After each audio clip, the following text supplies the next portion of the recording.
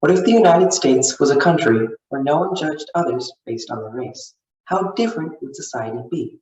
What if we looked at others as humans and not as types of humans? The United States government has lived up to its pledge of liberty and justice for all and has changed laws to support all people. As the laws have changed, people's mindsets and attitudes towards other people have also changed, but we need more people to do so.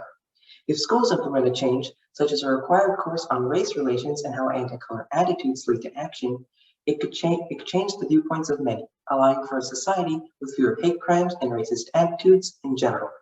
The problem is that these attitudes are widespread.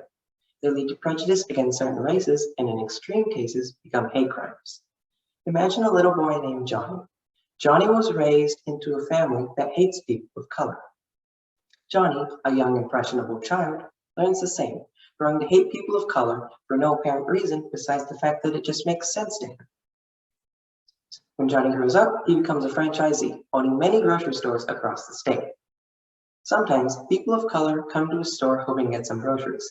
They can't afford the premium items at other stores, and thus come to Johnny's store, which has low prices.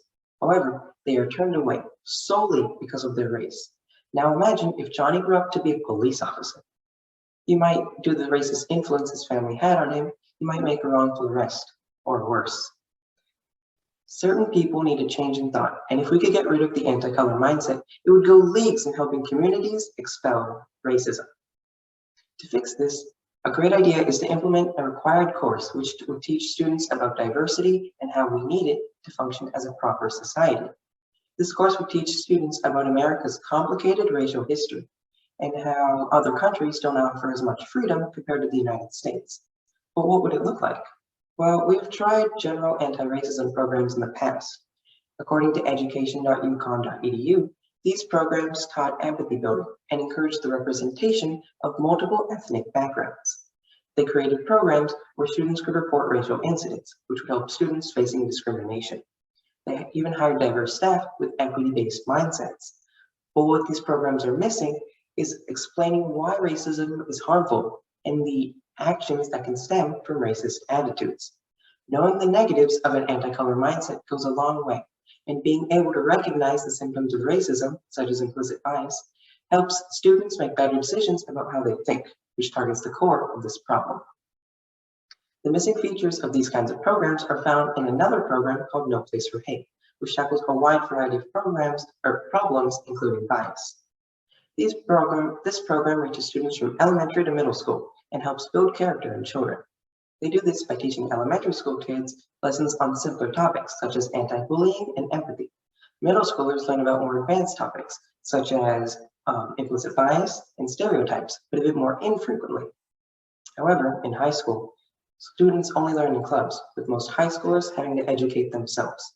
This program is only present in about 0.01% of US schools, and if we could make them more widespread, there would be less racist attitudes overall.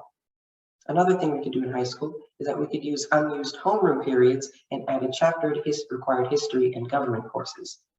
Take Johnny again. If Johnny was raised with these kinds of programs, he might have let people of color into his store. Johnny the police officer may have lacked racism and might not have made the wrongful arrests to people of color. All in all, racism is a problem that tackles the core of our society. The anti-color mindset leads to business owners like Johnny refusing service solely because of race. Even worse, these bigoted people commit hate crimes. Imagine if you were a Black mother whose child had been torn away from you solely because a police officer was baked with racism. His childhood was filled with racist ideologies, and when it came to the split-second decision, he pulled the trigger. If we implement anti-racism programs that trump ones of the past and include the reason why racism is harmful, we can change our future. We can't live in a country where no one judges others based on their race, and where we look at others as humans and not as types of humans. Thank you.